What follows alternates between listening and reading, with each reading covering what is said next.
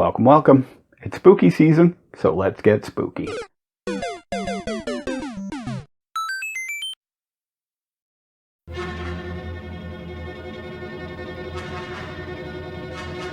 You know what I love?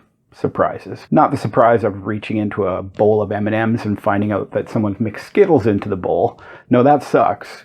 Good prank idea, though. Bring them to a party. Next thing you know, no one asks you to bring food to a party anymore. You probably don't even get invited anymore. Win-win. A great surprise for me is when you sit down to watch one of your favorite shows, a sitcom or a drama or whatever, and it's a spooky episode. I was going to do a joke about Dawson's Creek here, but it's not worth it. Dawson's Creek is the joke. Now, I'm not specifically talking about Halloween episodes or like even anthology shows.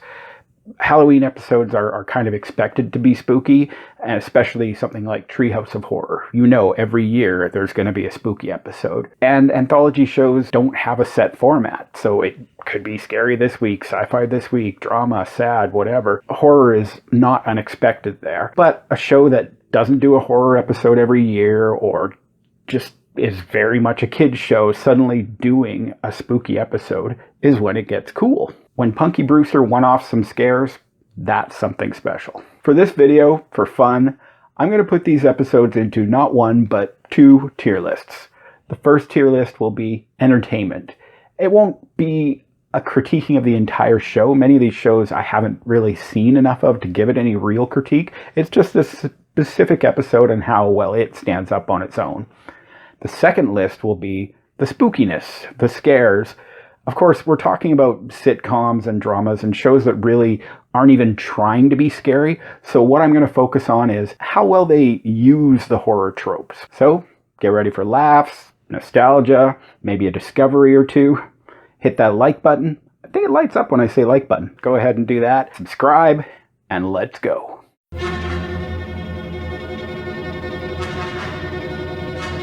Why not start with the scariest of eras? 2000s cartoons. Woo! The Cartoon Network, Nickelodeon era often threw a spooky episode into their shows. Let's start with an obscure sponge no one's ever heard of. Episode 36A of Season 2 of SpongeBob SquarePants Graveyard Shift. First, in case you actually haven't heard of him, SpongeBob SquarePants is a sponge of indeterminate age who... I'm not going to do that, sorry, just kidding. But he does. He lives in a pineapple under the sea, and what's more important for this episode and this video, he works as a fry cook in a burger place called the Krabby Patty. In Graveyard Shift, Mr. Krabs... Hello! I like money! ...decides to keep the restaurant open 24 hours a day. Since Squidward and SpongeBob are his only employees and he's too important to stay himself, it's left to them to work overnight in the restaurant alone. As you would expect from these characters, Squidward hates it, SpongeBob loves it. I mean, sponges probably don't even really need sleep, right? I don't know. Squidward tells the simple sponge, or maybe he's a genius by sponge standards, I don't know, the scary tale of the hash-slinging slasher. Scariness ensues for both of them. There's a reason this show caught on with kids and chronics. It's a good time. Squidward being mean and SpongeBob not catching on is a core mechanic of the show, and it's in full swing here. Jokes and goofiness are on point, and I'm going to put this in A tier for entertainment. Being a kid's show, it's no surprise that this episode is light on the scares. Still, they do a mysterious little ditty over the credits to let you know what you're in for. Plus, Squidward's smile is just downright evil, and the hash-slinging slasher is a cool silhouette, even if a spatula is a pretty Nickelodeon-level murder weapon. Finally, even if he isn't played for scares, it's nice to see Nosferatu making a little cameo here. Big smile on his face. I'm going to flip this one into D tier for scares. From the sponge, we move on to a samurai named Jack, who's got to get back, with Season 3, Episode 9, Jack and the Haunted House of Samurai Jack. This show is about a samurai named Jack who brings an evil demon Aku to the brink of defeat. Rather than suffer that, Aku flings Jack into the far future where he has already won. Now, it's up to Jack. He's got to get back Gotta get back. Sorry, it's a banger. I really couldn't stop myself. In Jack and the Haunted House, Jack follows a girl into a mysterious abandoned mansion. Inside, he finds a monster that is holding the girl and her family prisoner. Samurai Jack is a show I dipped my toe in when it was on. It wasn't one I watched religiously. I was too old. But if it was on TV and I was flicking channels, I definitely stopped and watched it. It has a cool aesthetic. It's very action focused. The episodes often did something interesting and different. And in this one, the battle scenes with the monster done in ink on paper style is really interesting and very cool looking. Just for the sheer awesomeness of it, I'm gonna just slash this guy up to S tier for entertainment. A nice thing about the look of the Samurai Jack show is how well it lends itself to horror. There's a very hard-lined approach to the art. Barren trees look good in this style. The shadows in the haunted house work really well. Honestly, the mansion has better atmosphere than a lot of horror movies I've seen. And they know what they're doing. Like, even though Jack is a hero, they let him be scared in this episode, which is very important for horror. Your protagonist, the stand-in for the audience, needs to be scared of the things that are going on around him, and Jack is. Plus, that monster, when it appears, that is peak body horror. That's kind of a little bit amazing. So this one is A-tier horror. Like, that body horror alone, boom, A-tier. From samurai heroes to superheroes, we go to Teen Titans Season 3, Episode 5, Haunted. The Teen Titans are a team of DC superheroes led by Batman's sidekick, Robin. They live in a giant T-shaped tower, I'm not making this up, in Jump City, protecting it from villains like the evil Slade, who was originally Deathstroke the Terminator, then just became Deathstroke because James Cameron, and then eventually for this show, just Slade because Cartoon Network. It's got to be said, it's nice to go back to this show after so many years of Teen Titans Go. I am not a fan of the show, but my kid is, or was at least, so we have seen plenty of Go around my house. Thanks, Netflix. This original Teen Titans skews much more to my taste, but it also kind of exposes why Teen Titans Go exists. This is a one-off episode for me watching it for this video, but it relies on things that came before that are not really referenced very much, and it sort of cliffhangers the ending, setting up things that I won't be watching anytime soon. Makes it less of a satisfying experience. Sure, it's got better martial arts, or just martial arts, which Go didn't have, and it's got a cool animation style, and the characters are fun, and all of that, but it's going to flip all the way into C tier on this one, just for that incompleteness of it. One nice thing about the horror in Haunted is that it's of the mindfuck variety. This one is about Robin, who may or may not be seeing things. The show leaves us wondering what's going on for much of the episode. We don't know whether Slade is real or a figment of Robin's imagination or a ghost. It becomes clear that most of the problem is Robin's, and while there is something innately terrifying about someone you love being in a state of mental crisis, this show is fairly light on real horror, and I'm going to give it E tier. Why do one Genndy Tartakovsky show when you can do two? So we're going to look at Powerpuff Girls Season 2, Episode 23, Speed Demon. Powerpuff Girls is a story of three superhero sisters accidentally created by the professor in his lab. They spend their days going to school and protecting the city of Townsville. In this episode, their plan to go on vacation to the Bahamas is thwarted when they fly so fast that they time travel to the future. It's a Wonderful Life into seeing what it would be like if they had, gone away and not come back. Actually, more Samurai Jack than it is It's a Wonderful Life. They're Samurai Jacked. They got jacked. Powerpuff Girls is a fun series. Genndy Tartakovsky is kind of the master of cartoon action, and this episode and the show in general are no slouch. Also, the girls always have good banter between each other, and there's a little bit of tasteful side boobs, so that's got to count for something. One of the only real downsides to this episode is the message. You know, these are grade school children. The idea that that's what they're being taught is probably the real horror of the whole thing. Still, I'm going to land this one in C tier. Speed Demon is the first sci-fi episode of this horror list. It's got a bit of an Omega Man vibe to it.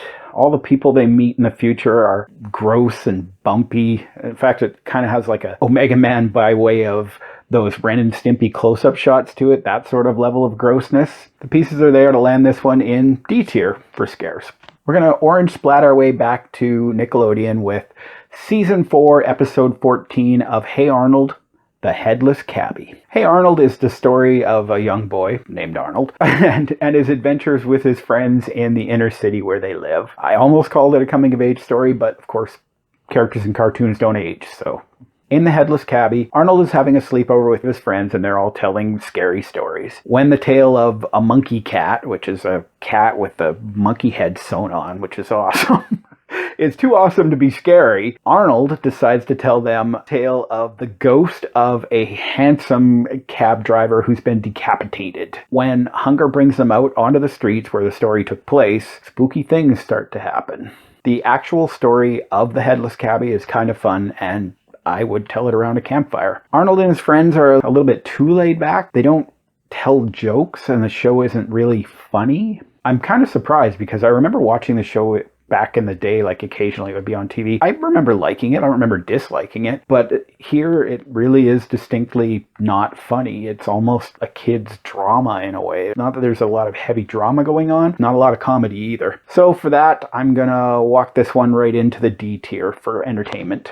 Even though it's entirely bloodless, of course, decapitation is really surprising for a kid's show. And it's not an accident either. The passenger gives him this scarf, the cabbie, and it catches on something and his head gets cut off. And she does that on purpose. In fact, she might be a vampire.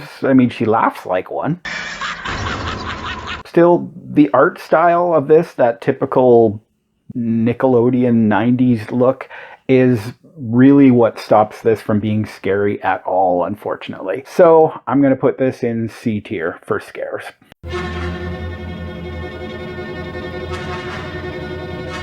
There's more to fear from the 80s than just mullets and shoulder pads. In the decade where more than half all of the shows for kids were made to sell them toys and R-rated movies got cartoons, it's no surprise they managed to sneak some spooky episodes in too. I'm going to start with a bit of a cheat. I'm a snake. Claws for Alarm was a 1954 Warner Brothers Looney Tunes cartoon. In the 80s, or probably even before, the 60s, 70s, these shorts were bundled up into episodes and put onto television. So you might sit down for your Saturday morning meep meep, and suddenly you're watching a horror show. In Claws for Alarm, Sylvester and Porky Pig are traveling late into the night. They come to what looks like an abandoned town and see a hotel. Porky thinks it's a good place to stay. Sylvester starts seeing very, very nefarious things around them, but Porky is oblivious to the whole thing, so they decide to spend the night there, and it falls to Sylvester to save Porky over and over from straight up murder, really. One thing you can always count on with these old cartoons is the art. The art, the animation, anything pre-70s, pre-60 is made for theaters, and it has a high quality to it, and it looks good. The dynamic of Porky and Sylvester together, something that the shorts didn't do very often, is kind of nice and fresh. Porky's exasperation and Sylvester's desperation and his fear, they just mesh really well together and play off of each other. I'm a sucker for these old cartoons, and I'm going to put Claws for Alarm A tier. Claws for Alarm gets all the horror trappings right. It's a spooky old hotel. There's cobwebs everywhere, glowing eyes peering out of every piece of darkness or crack in the wall. There's a reason I'm doing this and not like a Witch Hazel cartoon or whatever. They start off by lowering in nooses from the ceiling to take Porky out. If you're not sure whether it's really dangerous, they make sure you know it shears a layer of skin or at least hair off of Sylvester's back, so you know that this is real and these knives can do real damage. Sylvester's not just risking a scare, he's risking his neck. So this guy's going to land in A tier. It's hard to talk the 80s without talking Jim Henson. And who would want to? So we're going to talk about The Fraggles, Season 1, Episode 8, The Terrible Tunnel. Fraggle Rock is a musical show about an underground race of creatures called Fraggles and their day-to-day adventures. In The Terrible Tunnel, the Fraggles are told about a scary tunnel that in the history, the legends of their people, ate a great hero in the past. Wembley, the most cowardly and I guess the one who lies the most out of all of them, finds it during a game where he ends up lost and the others don't believe him until eventually he can lead them back and they find the terrible tunnel. Fraggle Rock lives and dies by its songs. There is a really cool song about the terrible tunnel. It's got a good beat, it's cool. So that is a plus to the whole thing. But honestly, for me, Fraggle Rock never really worked.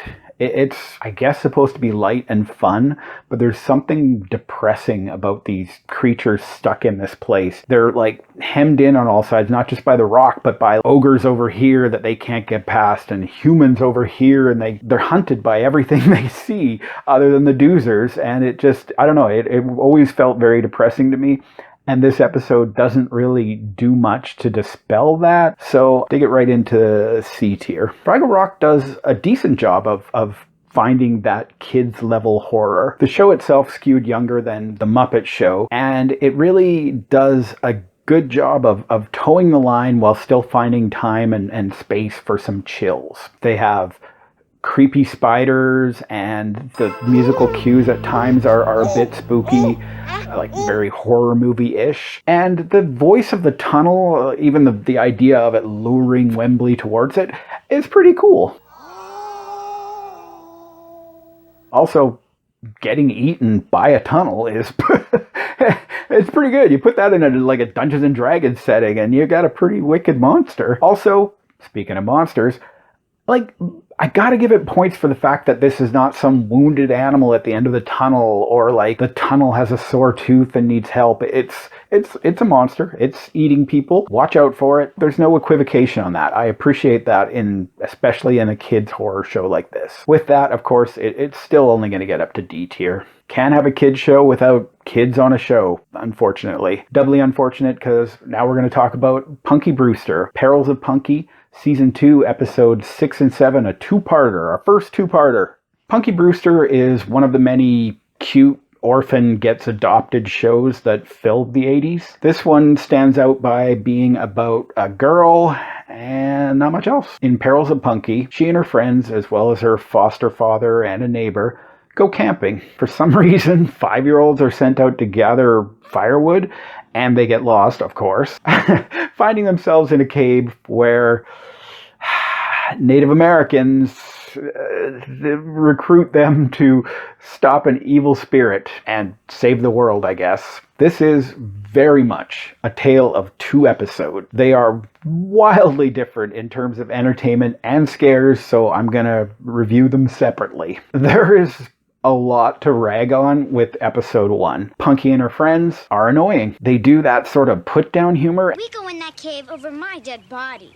That's another good reason. With 5-year-olds, it just feels kind of wrong. They're also really dumb. They get lost in the woods, which they can kind of blame Brandon the dog for. I mean, who names a dog Brandon? But they also don't collect any wood. Good job, kids. They go inside the cave and find a campfire, which is like a big red flag, I would think. But for them, the big red flag is when they see, they have, quote, an Indian cave. Ooh, I'm more concerned by the red face that I know is coming at this point. Entertainment-wise, this is just gonna fall down to E.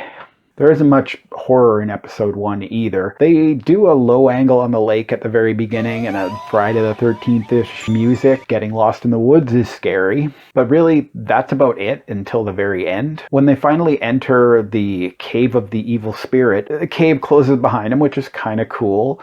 And the episode does end with a, jumping monster thing, but that's actually from part 2, so I'm not going to count it, and this is going to land in E tier for horror. The coveted double E.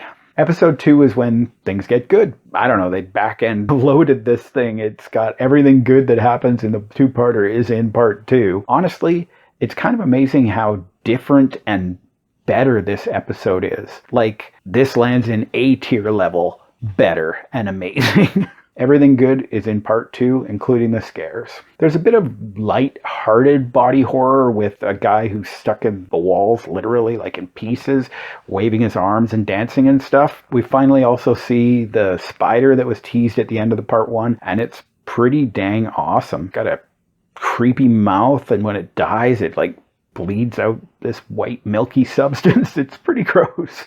For a kid's show, it's pretty gross. And the payoff to the guy who got absorbed into the cave is when Punky's friends get absorbed into the cave. And they really go all out with this one. They've got like fake heads and pointy teeth and glowing eyes. I'm here for it. There's a skeleton dog for another bit of coolness. And the evil spirit itself is that 80s video effect. And it looks better than a lot of Star Trek monsters. And it even has knives for fingers. All effort, and it all pays off with S-tier scares. We're going to follow up Punky Brewster with The Greatest American Hero, which follows on the heels of Superman the Motion Picture. The scary episode here is Season 2, Episode 6, The Beast in Black. The Greatest American Hero is the story of a teacher, Ralph Hinckley, sometimes Hanley, who receives a super suit from aliens. Unfortunately, the same night that he receives it, he loses the instruction booklet, leaving him with only his lawyer fiancée Pam and the hard-edged FBI agent Bill to help him solve crimes. The Beast in Black sees Ralph cleaning out an old house with Bill in order to make some money for his class to give a gift to the school. While there, he stumbles into the fourth dimension. Apparently that's a thing. Being attacked by a witch and the Beast in Black. Later, a chandelier falls on Bill, almost killing him, and allowing the witch to possess him and leave the house. The Greatest American Hero is a childhood favorite of mine. It was a time when very few superhero or genre shows in general lasted more than a season or even just a few episodes, so this was a treat. The idea of a lackluster superhero who can barely fly straight, doesn't even know how to use his powers well, doesn't even know all of his powers, really set this one apart. There's some fun camp with Robert Culp's Bill getting to be possessed and be the witch. Even as a fan of the show, and even with that, I still can't rate this above C tier. The Beast in Black gets right into the haunted house almost right away. And there's no equivocation, which can be the worst thing for horror. This is a fourth dimensional creature. This is the Beast in Black. This is a witch. This is possession. There's no doubt about what's happening in this episode, which is good. The witch's room, set in the middle of this black waste, is the creepiest part of the episode, especially for kid me. Unfortunately, most of the episode takes place outside of the fourth dimension, and it really kind of hinders any scares it might go for. I probably was a lot more scared of it when I was a kid, but I'm still putting this in C tier. And a bonus Greatest American Hero, because I'm a snake cheater again. It's from the same season, Season 2, Episode 15, The Devil in the Deep Blue Sea. Most of the episode, whatever, doesn't matter. The very ending, I don't know, man, freaked me out when I was a kid. I'm not rating it, it's not making the list, but it got me. Married with Children, second season started with their horror two-parter, Poppies by the Sea. Married with Children was Fox's kind of anti-Cosby show. Unpleasant, mean to each other, put down sort of family comedy. Poppies by the Sea sees the Bundys visiting Dumpwater, Florida, a town that has a serial killer strike tourist every 5 years. And guess what year it is? Coming back to the Bundys after all these years, it wasn't as funny as I remembered it, which is no surprise. It also isn't as bad as I thought it would be, which actually is a surprise. This episode, they get at each other and all the usual things, but it's far less cartoony, which means far less offensive caricatures of people than it became later on. I was always a fan of episodes where the Bundys kind of beat people up, the strip club episode, the traffic jam episode where the Bundys win. And this one has Al beat up 2 people, so I'm gonna get this one C tier. The scares in this whole thing are pretty light, but the show does deal out sort of typical slasher fare. Most of that is saved for the second episode, which is very Punky Brewster of them. The first episode does end with like a kind of jump scare with a knife coming up through the bed, but the rest of it is saved for the second episode mostly. We get the axe murderer himself, but he's more sad than scary, so I'm going to put this one in D tier. It's time to leap back into sci-fi with Quantum Leap, 5th episode of Season 3, The Boogeyman. At this point, Quantum Leap might be best known for that scene that was memed all over the place, which I'm totally not going to show, but it was a good show on its own, good enough for a requel. The show is about a scientist, Sam Beckett, whose theory is that you can time travel within your own lifetime. He tests his theory, but finds himself unable to control these leaps and unable to come home. In The Boogeyman, spelled with an IE, which just seems wrong to me, Sam leaps into a horror novelist on Halloween. A man falls from a ladder, apparently pushed by a goat, and Sam is unable to stop it. Normally, he's there to stop deaths. That's a large part of what he does in the show, so this seems very strange to him, but it's not the only thing that's going to be strange on this leap. Quantum Leap is one of the shows I used to love, and this is one of the episodes that I actually remember from it. Of course, mostly what I remember is the ending where Sam kind of Marvin Berry, Back to the Future's Stephen King to give him a bunch of book ideas. But yeah, I do remember it. Probably the best part of this episode is Dean Stockwell going all evil at the end. Good acting by him, and it's a good twist, and it leaps this one into B tier. The Boogeyman does a good job of weaving in the horror trope. It's got snakes, it's got Black Peter, it's got horror stings in the soundtrack, it's got this amazing pumpkin scarecrow. It just hand waves away psychokinesis. Psychokinesis is very real, Al. Which is wow. I mean, wow. The devil is real, magic is real, and I'm fine with that. It plays with the tropes, but it doesn't really lean that hard into them, so I'm going to put this in B tier. Of course, if it's the 80s, it's car shows. If it's car shows, it's Knight Rider. Halloween Night, with a K of course, is Season 3, Episode 5 of Knight Rider. Knight Rider is the story of Michael, an ex-police officer who is given a new identity and a new name, well, a new last name at least, after being shot in the face. He's recruited into a private police force, always a good idea, love private police forces, where he's teamed up with an intelligent talking car named Kit to solve crimes. In Halloween Night, while moving into a new apartment a few days before Halloween, Bonnie, the tech expert for the Knight Rider team, witnesses a murder, Rear Window style, the first of many Hitchcock references throughout this episode. At the beginning, this episode left me a little bit cold. It was very 80s action TV show with car chases and near misses, a little bit of casual racism thrown in there too. It's in the second half of the show that it really started to charm me. There's a Dawn Post Halloween 3 mask, complete with silver shamrock pin. There's a Cylon mask in there briefly. There's a 3D movie gag there with Kit flying through a drive-in movie. When he uses his turbo for the second time in the episode, I thought that wasn't a meme. I thought he really could only use his turbo once per episode, but he does it twice. It's a very special episode, I guess. I don't know. I found myself utterly charmed by the end of this episode. It lands in B tier, and with a little less Hoff, it might have been A tier. A lot of the horror in Halloween Night is just straight from the mind of Hitchcock. They have the Psycho house, they have the Psycho music. The gardener character is named Norman Baines. Apart from the Hitchcock stuff, there's one weak jump scare, a demon in the mirror for some reason, and not much else to it. I'm gonna have to drive this one down to E tier for scares. Sadly, the spookiest episode of Different Strokes is not spooky at all, so we're gonna have to do Wishbrand, Arnold Jackson, Webster. Is Timu a better reference nowadays? Season 2, Episode 6 of Webster, moving on. This is one that traumatized the babies that watch this show. I was a baby who watched this show, and it didn't traumatize me, but it did stick with me. So Webster is the story of Webster Long, an orphan boy. His father was a football player. The ex-teammate of his father and that man's wife take him in. Webster's cute. That's the plot of the show. Apparently, in a previous episode, Webster burned down the place where the family was living, which would be probably a pretty terrifying thing on its own, fire, right? And moving on, they're looking for a place to live.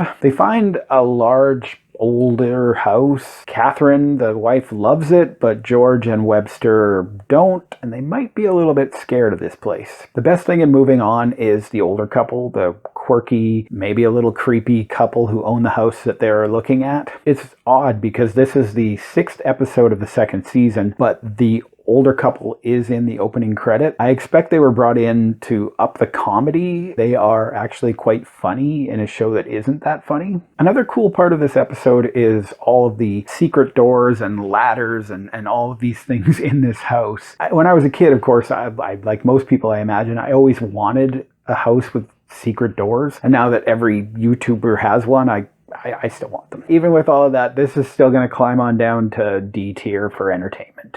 Depending on who you ask, there isn't a lot of horror in Moving On. They do talk about haunted houses right away, but the house itself is brightly lit. There is a locked door, and the couple, of course, being very mysterious about it and a little bit creepy, which is something, apart from the secret, panel that Webster goes through and the ladders and all of that. It really isn't a spooky type of house. I think that a lot of people, this stuck with them, and there is the moment, but the majority of the episode isn't really even there to scare you. I'm sure it turns out to be a doll, but they did what they needed to keep the mystery going as long as they could, even though they weren't really going for scares, and it still managed to traumatize lots of kids. I still can't put it above D tier though.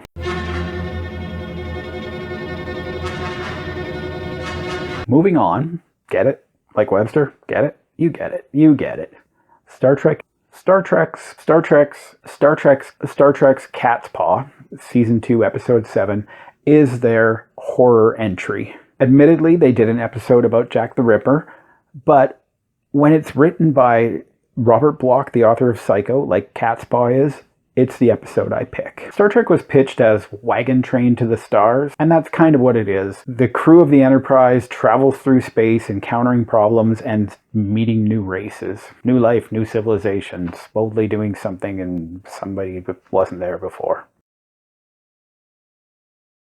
In Cat's Paw, a lone crew member beams back to the ship and falls dead immediately. Since the surviving members still on the planet are important named characters, Zulu, Scotty, Kirk is having none of it. Taking 2 even more important named characters, Spock and Dr. McCoy, with him, he travels down to the planet where he encounters spooky things and a castle where there shouldn't be one. After getting some horror tropes in there in the first act, it immediately falls into the very Star Trek by the numbers alien god trope. Kirk gets horny for a woman with big hair, as always. Nothing special here. I'm going to put it in D tier.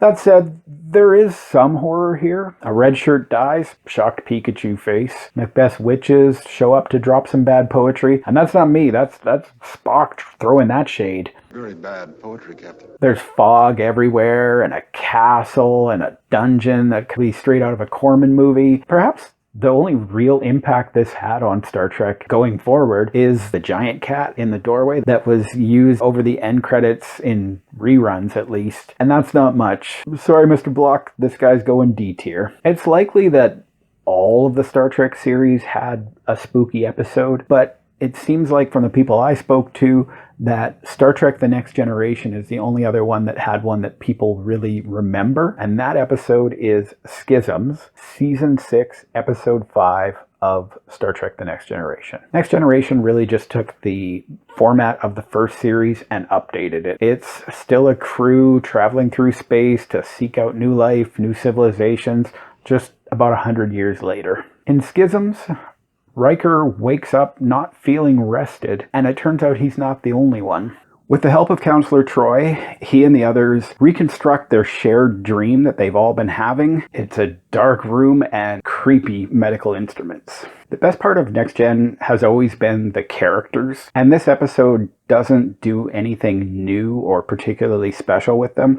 We don't see some new element to their personality that we hadn't seen before. We do see Riker in bed, bearded Riker in bed, so I had to close my eyes to avoid instant seduction. The slow burn for the horror didn't help the episode either. It just made the whole plot a slow burn and didn't establish stakes early on. Also, not sleeping and being afraid of scissors is not a strong story hook until you know why. Overall, Next Gen's a good show, but this episode beams into the sea level. When the horror finally kicks in Schisms, it's not bad. The scene where they slowly rebuild their dream on the holodeck, adding elements and changing things, is pretty effective. The scissors especially are very good horror scissors, not like Exorcist 3 level, but they're pretty good horror scissors.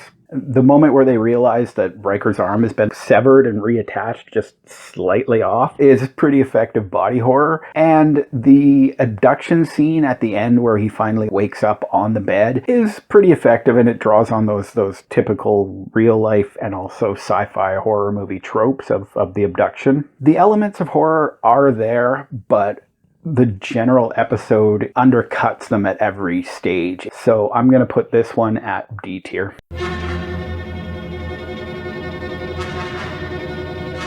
We did the 80s, so now we got to do the 90s. That's the rules. I don't make them. I just follow them. And of course, the tradition of scaring kids with sudden spooky episodes continues unabated in this new decade. Boy Meets World jumps into slashers with both feet with the episode Then There Was Sean, episode 17 of season 5.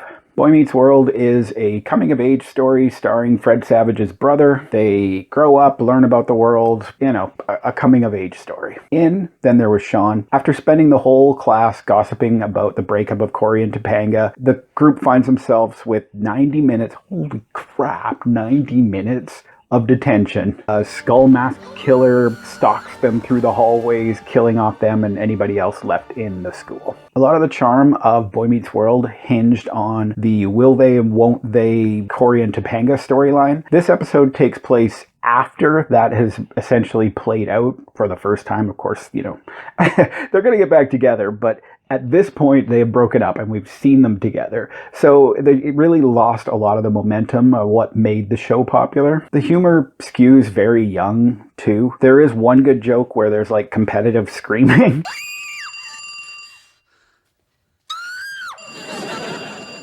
Yes, girl, I am the screamer around here. That was about the only good joke. If you were the right age when this came out, you might find this a lot better than I did. But for me, I've got to, put this into D tier. I will give Then There Was Sean credit for really incorporating the new meta horror, self-aware slasher format that had been popularized by Scream into the episode. There's the creepy janitor, there's a warning on the chalkboard, there's all the typical red herrings and things you would expect. In fact, Jennifer Love Hewitt, or pardon me, Jennifer Love Pfefferman, even shows up in the episode. At the end, of course, it was all just a dream. But you know what? They killed a few people along the way, so there is that. This is going to fall like a dead body into the C tier. We're going to stick with TGIF with Family Matters. Stevel, the 7th episode of season 8, must be scary because it actually starts with a warning at the beginning. Tonight's episode of Family Matters is a little scary. Family Matters is a family sitcom about the Winslows. During the first season, the character of Steve Urkel was introduced, intended as a one-off. His popularity grew and he quickly took over the entire show. Stevel starts with Steve introducing the family to the new ventriloquist dummy that he bought. After they laugh at him for his lack of skill, he wishes that it would be able to talk, and it's struck by lightning and comes to life. Very Jason Lives of this show. And begins attacking the entire family. Family Matters was never my show. It actually got worse as Steve became the focus. It went from a family show to a show about this weird, nerdy kid, and his obsession with the daughter, Laura, was more creepy than funny. This episode in particular feels like it lacks jokes almost entirely. Not good for what's essentially a comedy show. I'm going to puppet this guy up into E tier. For horror, it's hard to go wrong with killer dummies. There's something just inherently uncanny about them, and the audience, or maybe like canned audience, is definitely into it. They react the way that you want your audience to react to a scary dummy. So that's something. It is actually quite effective. They do shots where there's like a little person in a costume, and that has that very just off-putting feel to it. It brings the horror, really, which is what you're looking for in an episode about a killer mannequin. Also, they do scene where he's chasing kids on bikes, which is nice, and there's a Jack-in-the-Box with human head on it, which is very, of course, Twilight Zone, It's a Good Life. If you're going to steal from the best. Also, where Steve Evil pulls himself back together at the end. That is a trick that Chucky wishes he knew. This is a solid B tier. It's a killer dummy. Solid B tier. Next, we have Zeke the Plumber, the second episode of Salute Your Shorts. Salute Your Shorts deals with a bunch of kids at Camp Anawana. They're dealing with bullies and a camp counselor who's apparently named Ugly. In Zeke the Plumber, the kids are told the story of Zeke the Plumber, because that's what you would do before cell phones, you tell spooky stories around the fire, by Buddy, the camp bully. After they have bad dreams and are mocked for their fears by Buddy, they challenge him to spend the night in the woods alone. Salute Your Shorts has that very low-budget, grainy, early 90s Nickelodeon feel. The lack of a laugh track makes everything feel really empty, especially in a show that is very jokey like this. I'm going to flush this one down to E tier.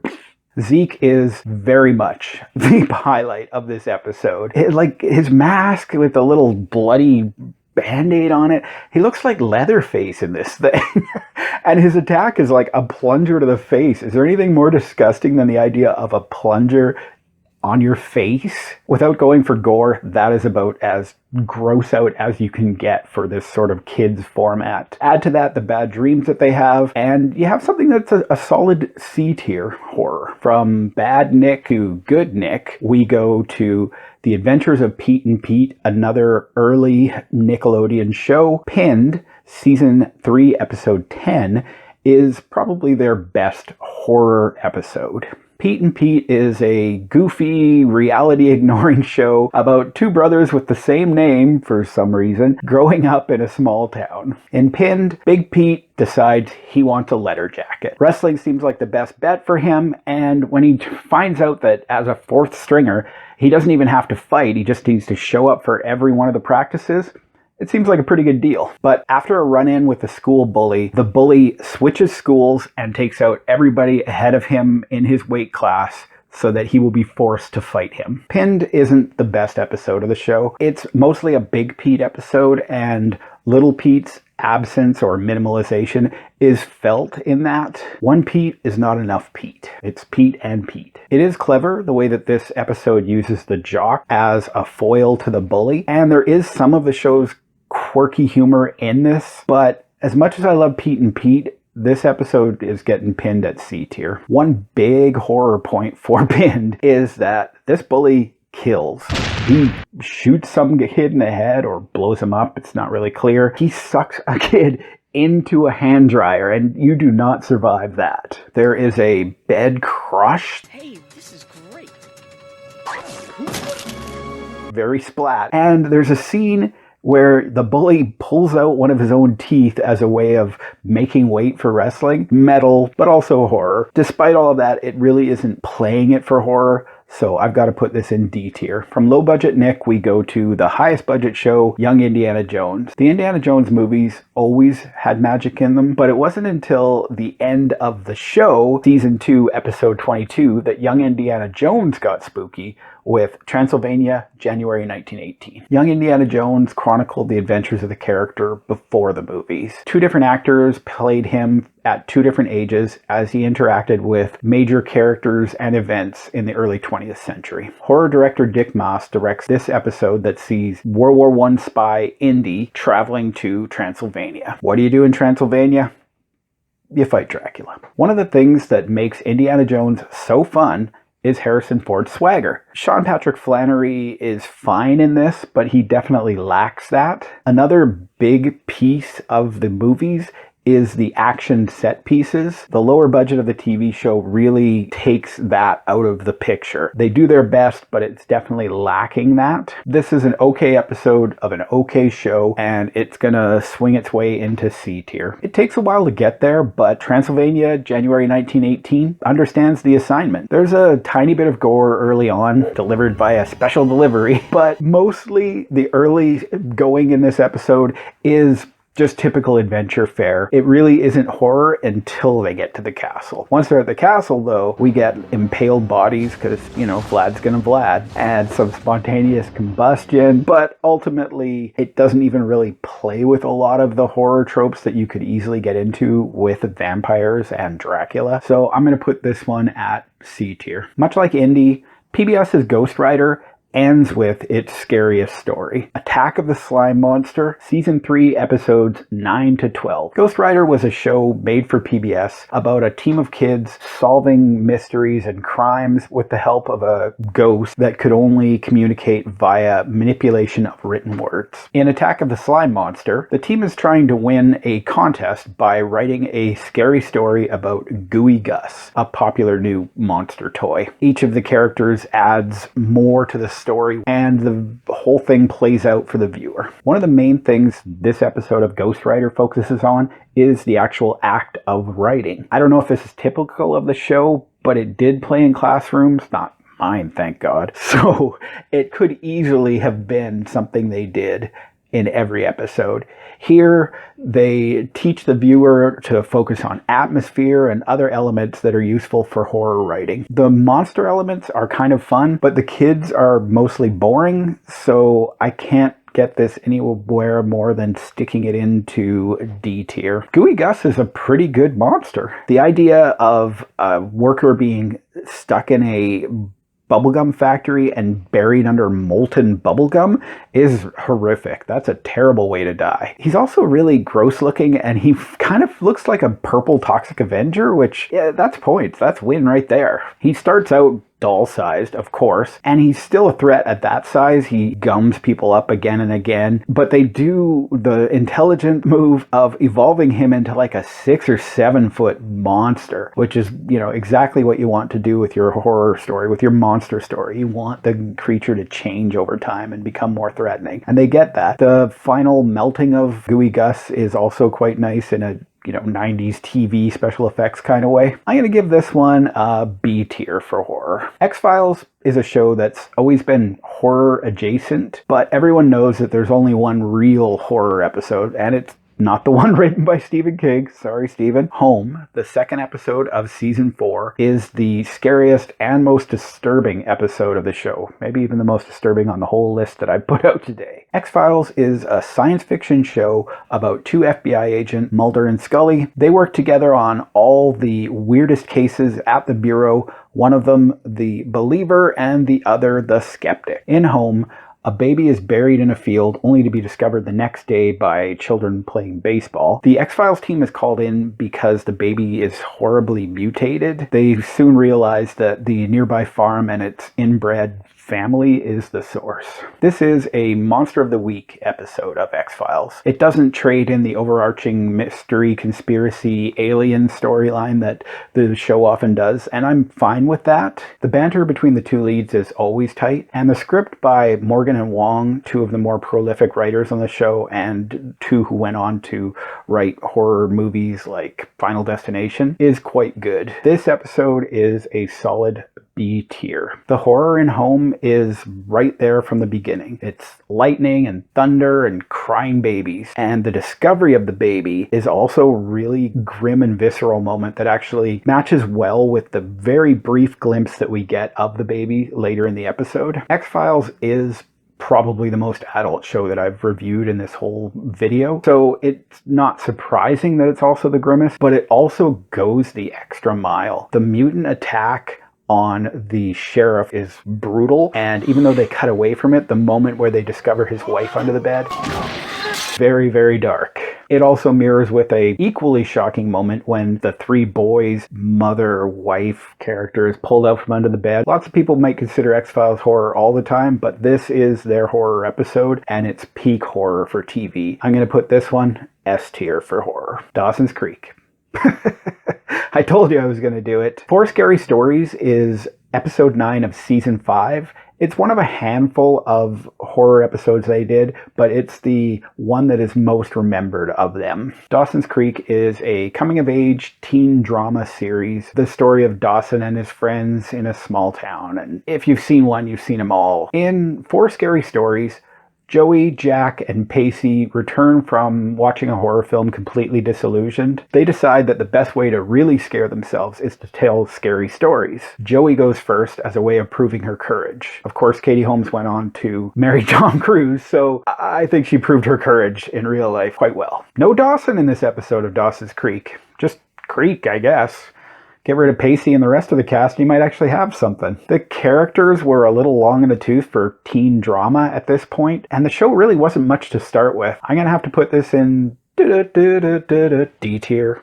Dawson's Creek was created by Kevin Williamson, the writer of Scream. And while he may not have had his finger in the pie anymore by season 5, the show still manages to hit the horror beats fairly well. Four Scary Stories starts with a spooky opening, and it actually ends with a through-the-window stalker cam. The camera work in general manages to make effective use of the scares it's going for. As an anthology should, each story has its own feel. You get a sort of a slasher, you get a ghost story, you get duel, like just duel, straight up duel, right down to the diner scene, it's duel, and like a stalker story. The highlight is definitely the stalker story. It's the creepiest of the bunch and the most effective. There's a mannequin jump scare in it for some reason. Actually, no, that's not the for some reason. The for some reason is the Killjoy poster. There's a Killjoy poster in the background. I don't understand that. There it is. That's the real what the fuck is going on moment here. But you know what? It's really the interesting camera work and that final story with the stalker that brings this one into B tier. Lots of 90s kids like Cowboy Bebop, and lots of them remember Season 1, Episode 11, Toys in the Attic, as the horror episode.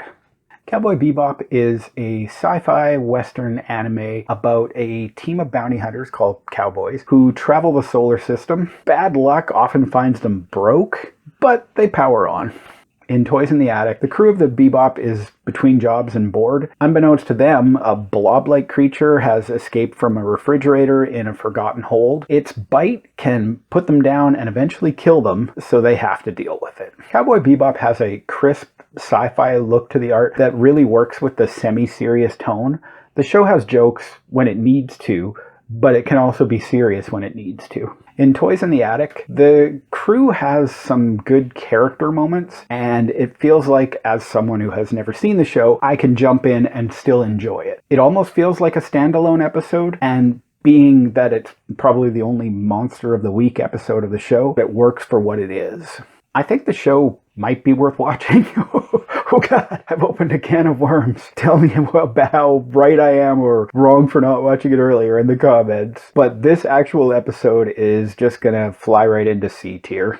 The obvious references in Toys in the Attic are The Thing and Alien.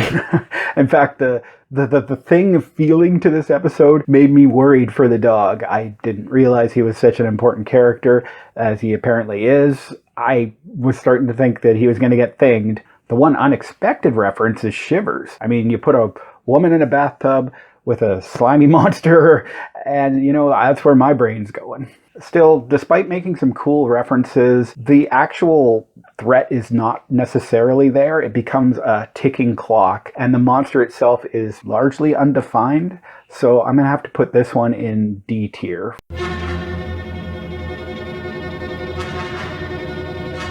Putting a little scary pepper on it isn't anything new. Even back in the old days, it would be haunted houses or Halloween episodes that would show up occasionally. So let's take a look at the shows that your parents, or probably your grandparents, but my parents, because I'm old, would have watched in their day. Even Rocky had a montage, and even the Dick Van Dyke Show had a spooky episode. Season 4, Episode 2, The Ghost of a Chance. God save me from these puns. The Dick Van Dyke Show starred Dick Van Dyke. Isn't it nice when things work out that way? As the head writer of a comedy show, usually episodes split time between his home life with his wife, played by Mary Tyler Moore, and his work on television. In Ghost of a Chance, when Mel, the producer of the show, failed to get them reservations at the hunting lodge where they've come to write a new show, Rob and his team, along with his wife, who's come for the vacation, are forced to spend the night in what is rumored to be a haunted cabin. Gotta get this over with first. It's a tripping episode. If you know, you know. The Dick Van Dyke Show was created by Carl Reiner, who is a comedy legend for a reason. Along with Dick and Mary, there is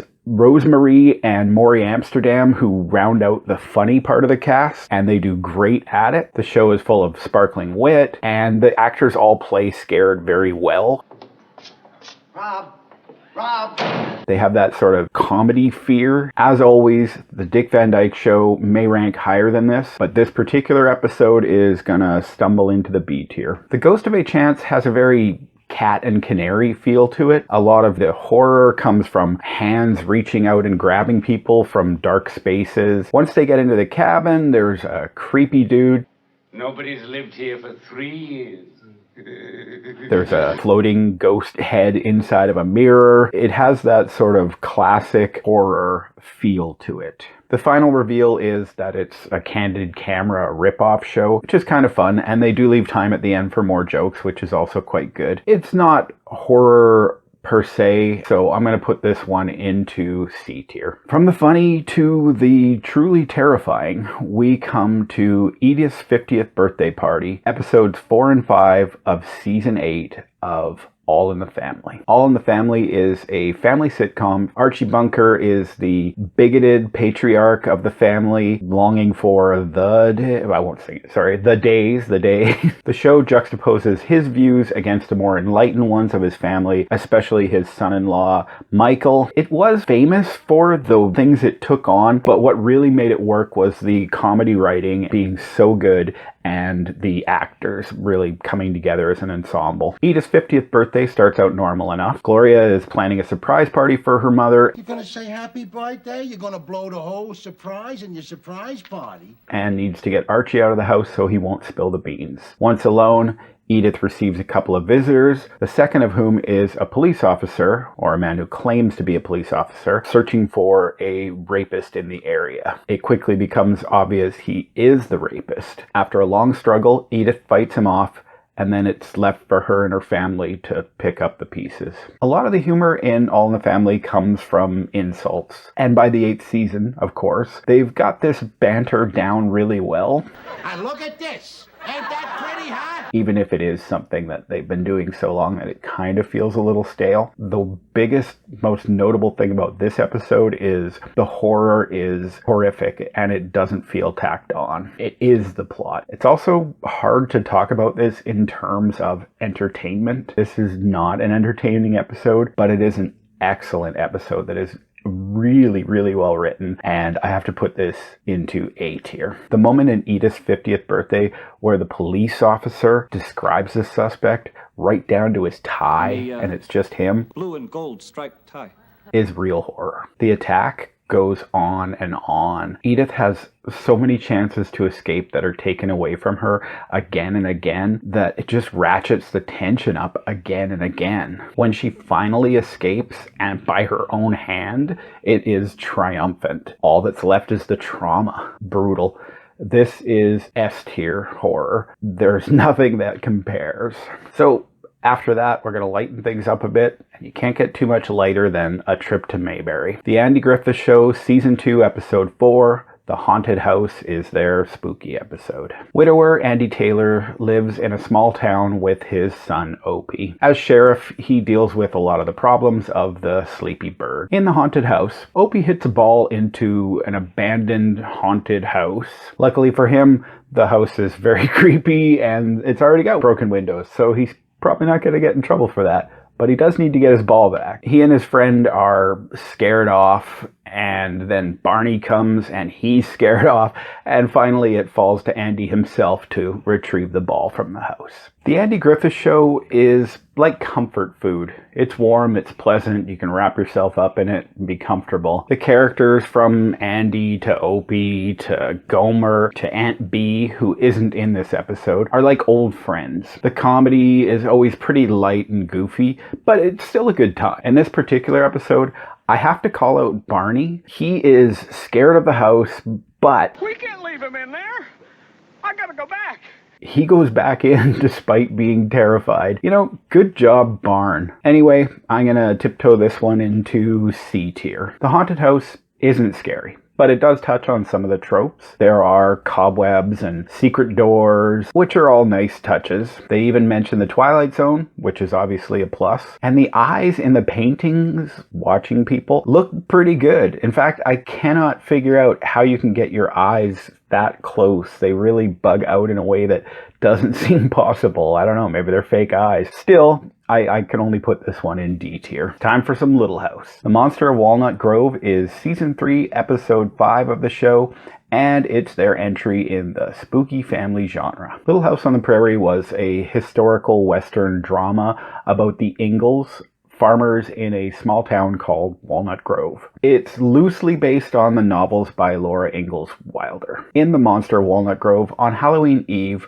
Laura and Mary are soaping windows. When Laura moves to a different window to get the job done, she hears Nels and Harriet Olsen arguing and then watches Nels cut off her head with a sword. Nels comes out and tells Laura that it's just going to be their secret, and she runs home in fear. She's convinced of what she's seen, but no one will believe her. It always felt like you either liked Little House or The Waltons, and I definitely changed the channel every time I saw that little girl running down the hill with all the grass. I didn't actually watch The Waltons either until later, but that show is great, and this one is not. So I'm gonna run this one down into D tier. Little House undercuts any chance for horror almost immediately. Even before Nels cuts the head off, we are shown that it is a mannequin. In fact, Nels plays this like murder version of the pronoun game. Oh, I expect you saw what just happened. Still, he does look dangerous, and even his wife, who he doesn't murder, does appear to fear him in that scene. Also, his own children are convinced of it for a short time, and he does appear to be dangerous. The real horror highlight of the episode is the nightmares that Laura has. She sees some spooky stuff, and it plays on what you would expect from a nightmare vision. Also, the mannequin salesman, he is a creepy dude. He seems a little too interested in his own wares. Since they roll the horror back almost immediately in Monster of Walnut Grove, I can't put this above D tier. From one Michael Landon Western, we go to another Michael Landon Western, Bonanza. If the song isn't playing in your head right now, you're either stronger or younger, or both, than me. The spooky episode here is season 5, episode 4, Twilight Town. Bonanza was a historical drama about the Cartwrights, a father and 3 sons, who lived on a vast ranch called the Ponderosa. Unlike most westerns, this dealt less in the tropes of the genre and more in the family dynamics. Twilight Town clearly takes its name and other inspiration from the Twilight Zone. While returning from a sale, Little Joe is accosted and robbed of the money from the sale and his horse and left to die in the desert. On the verge of death, he crawls into what appears to be a deserted town and passes out. The next morning, he wakes up to find the town filled with people who seem to want something from him, and they have a secret. As essentially a family drama, this episode works in a subplot about Little Joe missing his birthday party and his family going looking for him. It grounds everything a little bit, which is good, but it also takes those characters out of the main plot, and they really are very incidental and don't touch on anything that happens. I've never been a fan of Bonanza, but where it works is in that family drama, and this really doesn't have that. It does get an extra half point for the Magnificent Seven ending. It would be even more points if they were actually referencing the Seven Samurai, but it's pretty clear they're not. If C tier is, this doesn't make me not want to watch another episode, then this is C tier. Twilight Town isn't scary, but it does a good job of creating a mysterious and even a little bit spooky atmosphere. I mean, heck, Little Joe wakes up in Holland, where all the angles are Dutch. Can't get spookier than that. The creepy lady staring through the window at Little Joe, who turns out to be less nefarious than they initially want you to believe she is creepy. It's clear from the beginning that something is wrong, but Little Joe lets Littler Joe think for him, trap we all fall into sometimes, and stays till the end trying to save this cursed town. Mostly the spookiness is just used for trappings for what's essentially a Magnificent Seven storyline. So I'm going to put this one in D tier, or Littler Joe tier if you prefer. Flintstones. Let's meet the Flintstones. Along with being a modern Stone Age family, they also inherit a haunted house in Haunted House Is Not a Home, Season 5, Episode 7. As stated earlier by someone with my face and voice, The Flintstones are a modern Stone Age family, but perhaps more specifically, they are an animated version of the Honeymooners with less threats of domestic violence and more animals used as tools. Also, they get to have a kid, and of course, Ralph's line dies with him. A Haunted House is Not a Home takes the Luigi's Mansion approach to plot. Fred inherits a mansion, and he can only get it if he survives a night in it. If he doesn't spend the night, or he dies, the extremely sus servant, armed with very next-level switchblades, will inherit the house instead. The Flintstones is a very formulaic sitcom. It was famously not a kid's show, but it was a kid's show. This isn't The Simpsons. It's goofy comedy with birds as cookie cutters, which to me is actually horror, because the idea of a bird's shitty feet in my food is really gross. This episode isn't bad, but it doesn't really do anything to roll it above D tier. A Haunted House is Not a Home takes a long time to get to the horror. They don't get to the Haunted Mansion until later in the episode. The Alfred Hitchcock Presents music cue is cool.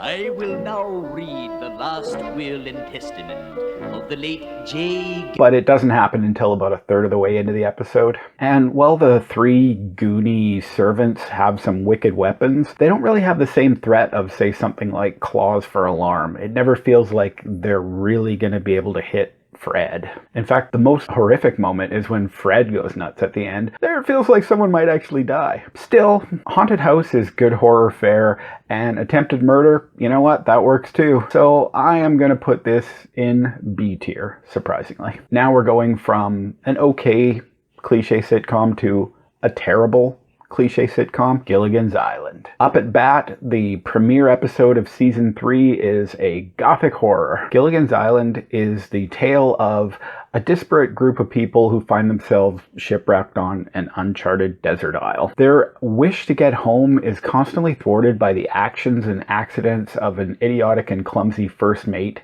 Gilligan. In Up at Bat, Gilligan is bitten by a very cute bat and is convinced it was a vampire bat, and he is about to become a vampire. To save his friends from his bite, he runs away to a cave. While he's there, he falls into a gothic dream, and the professor back at their camp discovers that it was really a fruit bat, of course. Up at Bat feels like the writers were bored with the premise of the show. Who can blame them? Instead of bringing in, spies or natives or whatever bullshit they would normally do, they decided to just go full dream sequence in this one. As with most things I call bullshit, clearly, I'm a big fan. Still, credit to this episode for not just being about an incompetent boob ruining their chances of getting home, so that's nice. Also, the Batman fight sound effect bubbles are a nice touch too. Still, this is clearly going to be shipwrecked into E tier. Up at Bat sets up the horror pretty quickly with the vampire bite, but it takes a while to pay it off with Gilligan's Hammer horror style dream. In the dream,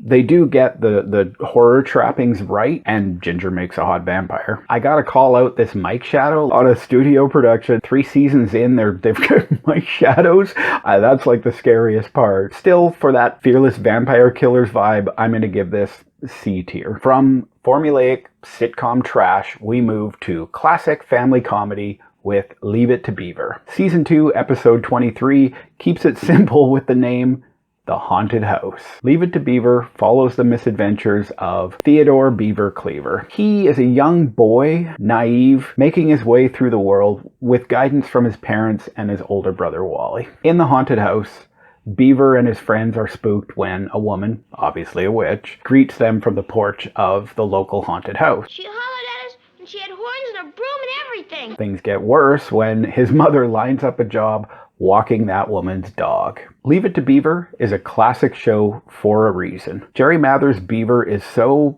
genuine and honest that his take on things, even though it's patently wrong, is almost convincing. Wally is a great big brother, and he really cares about the beav. He even offers to help him walk the dog for free, so he's better than my big brothers. There is some corniness to their relationship, but both of these child actors are very strong, and they really sell it. Some of the guys says it's really hard. Now, how do they know? Well, other guys told him. Everything is colored by bias. And my bias says this is a fun episode of a great series. I love Beaver so much. Get your mind out of the gutter. I even watched the reunion series. So it should be no surprise that this one is going to end up in A tier. The scares are extremely light in The Haunted House. The story is told through the eyes of a young boy, so it's no surprise that things are a little skewed. That night, after his scary encounter, Beav wakes up from a nightmare, and his parents are quick to calm him down and get him back to sleep, immediately dispelling any potential horror. Pretty sure they're doing that because they want to bang. They bang. Look at them.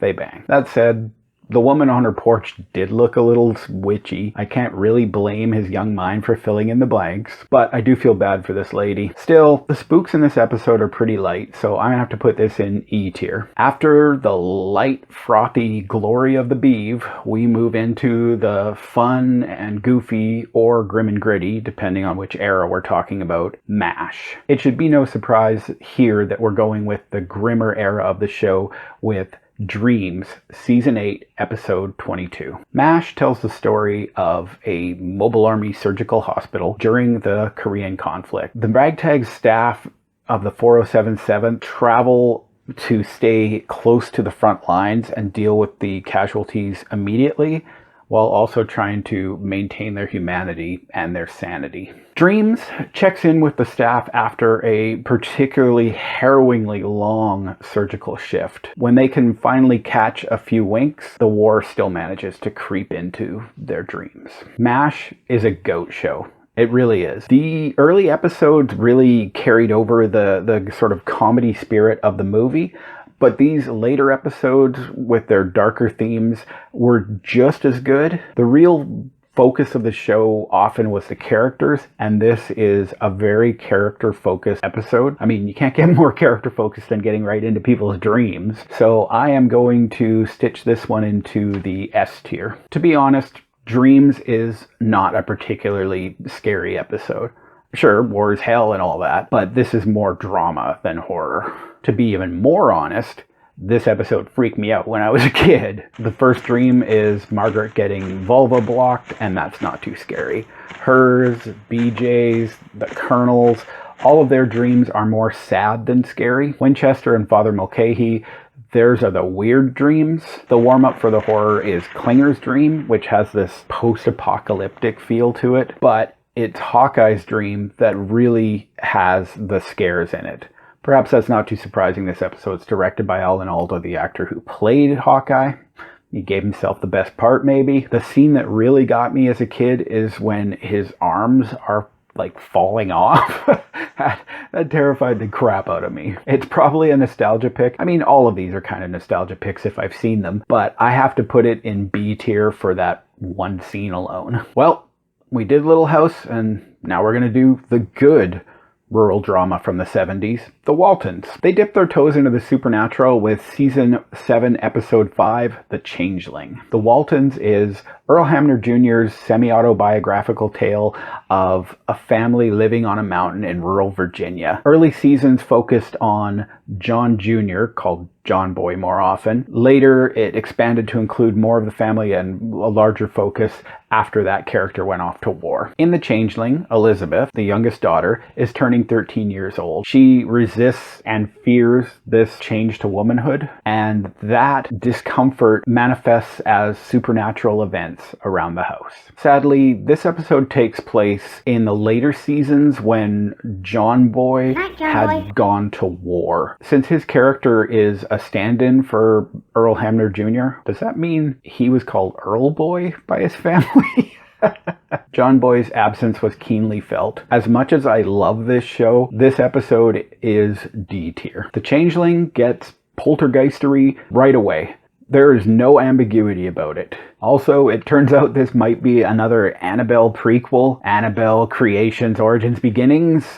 No wonder Elizabeth's so freaked out about what's going on. They call this a poltergeist, but it feels like the writer watched Carrie and decided to bring that energy to TV in a very family-friendly kind of way. Psychokinesis is very real, Al. Maybe the real horror is that Elizabeth heard about puberty from Corabeth, the shopkeeper's wife. Corbeth calls it puberty. Well, Corvette's likely to know about those kinds of things. See, this is why we need sex ed in schools. Her parents didn't tell her anything. Her mother, who is still alive in the show, a living character, she has a mother. She has older sisters.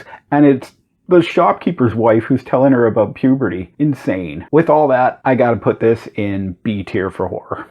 What can I say? Killer Dolls.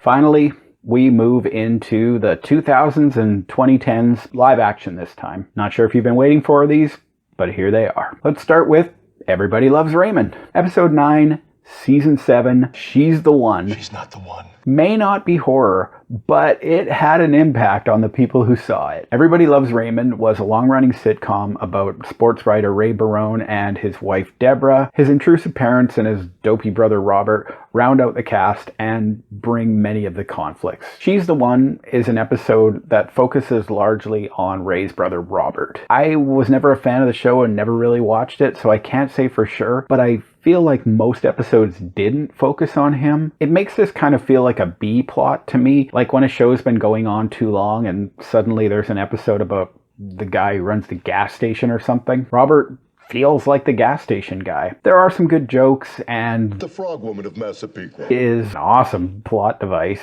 It hasn't convinced me to watch any more Everybody Loves Raymond, but the sheer wackiness of this episode gives this a B tier. And then she ate it! The Frog Woman of Massapequa is great. Eating the fly when she thinks no one is looking sets the hook, but the horror really pays off when Robert is in her bedroom, lightning strikes, and suddenly frogs everywhere. Frog stuffies, frog paintings, frogs in terrariums at the foot of her bed, in the closet. And her line, you know, Robert, we all come from frogs, is chilling and hilarious. More hilarious than chilling, so this one's gonna hop into C tier. A hop across the pond, pip pip cheerio, brings us to the Doctor. Doctor Who? Yes. Season 3, Episode 10, Blink has to be the one. Doctor Who is a Time Lord. His adventures take him across time, space, multiple regenerations, and multiple companions as well. Blink is the story of Sally Sparrow, who in 2007 receives messages across time from the Doctor, who is stuck in 1969. He is both warning her and getting her help to save the TARDIS and himself from a statue-like race of beings called the Weeping Angels.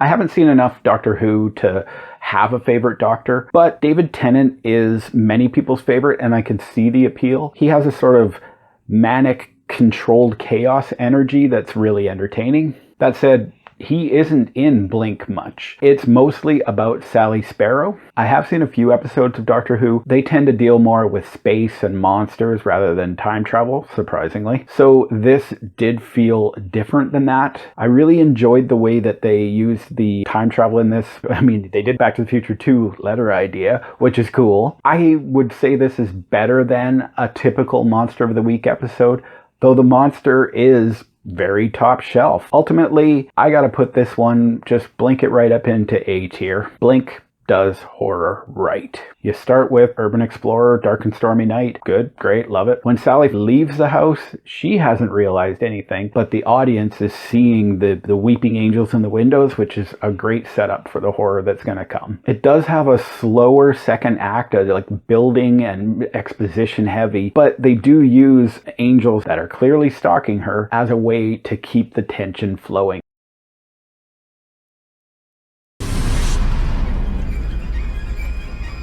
When this many things just appear, you're going to nope out. I hope you're going to nope out. I'm going to nope out. And when they look like this, you nope out to the power of 10. And finally, they do a statue montage at the end, which is simple, but it's a good way of not letting the audience off the hook. Blink just does everything right, and I'm going to put this in S tier for scares. Post-2000s, you have to do a quirky detective show. Our quirky detective show is Psych, and Season 3, Episode 15, Tuesday the 17th. Psych is the story of Sean Spencer, a fake psychic who works as a crime consultant. With the help of his childhood friend Gus, he uses his real powers, which are keen observation and investigation to solve crimes. Tuesday the 17th, as the title suggests, is a spoof of slasher movies. A childhood friend has bought a summer camp, in fact the summer camp they went to as children, and is reopening it, but one of his counselors has disappeared. So he invites Sean and Gus to help him solve the mystery. Psych is a great show. Sean and Gus have great chemistry, and by season 3 have really got everything down. The writers have a really good sense of slasher movies, and all the references are on point. The pinata clown that appears at the bottom of the lake at the beginning of the episode is very Friday the 13th Part 6 ending. It's a good episode, good season. I'm gonna psychically transport this to A tier. This is clearly made by fans. And you know what? Baghead Jason, best Jason. They've got their own Crazy Ralph. That's gotta count for something too. You're all doomed! And the classic slasher movie setup. We've suddenly fallen into some kind of slasher movie scenario. It's not all Friday the 13th though. They've also got this great running and screaming scene with the Texas Chainsaw Massacre sound effects. And of course the whole thing is about revenge.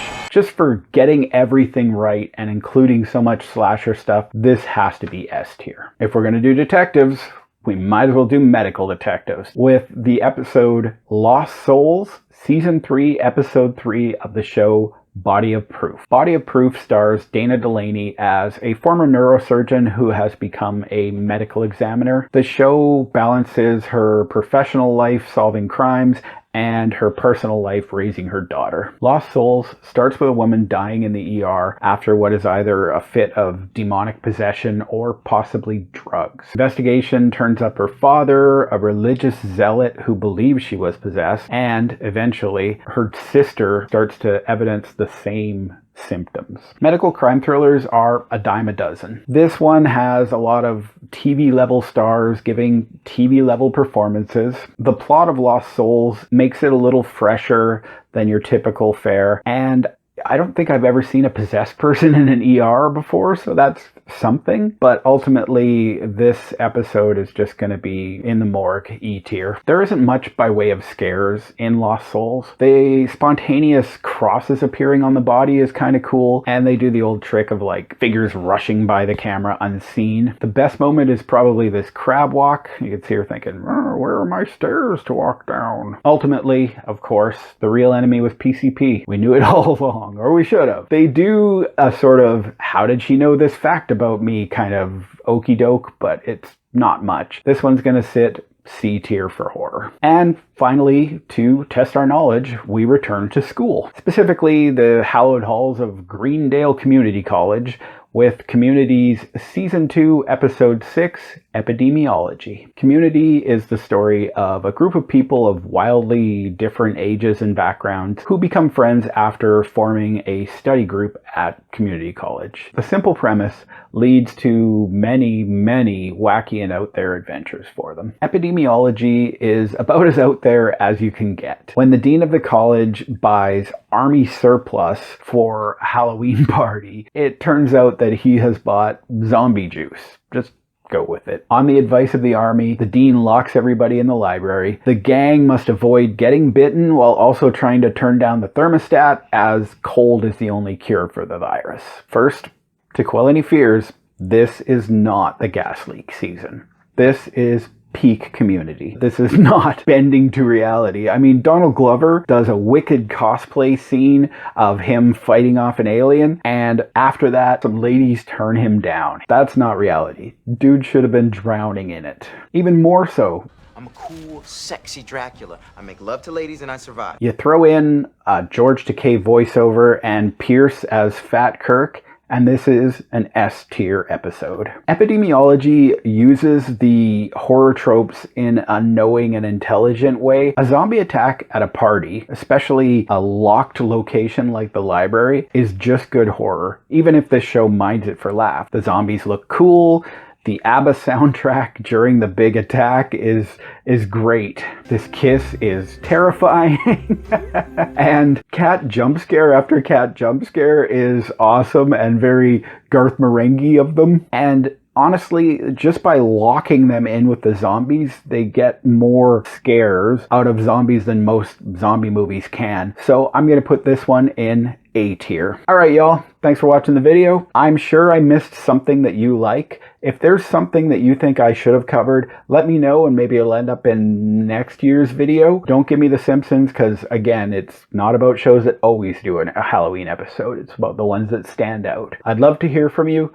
Like the video, subscribe for more of what I do. Thanks for watching. Bye.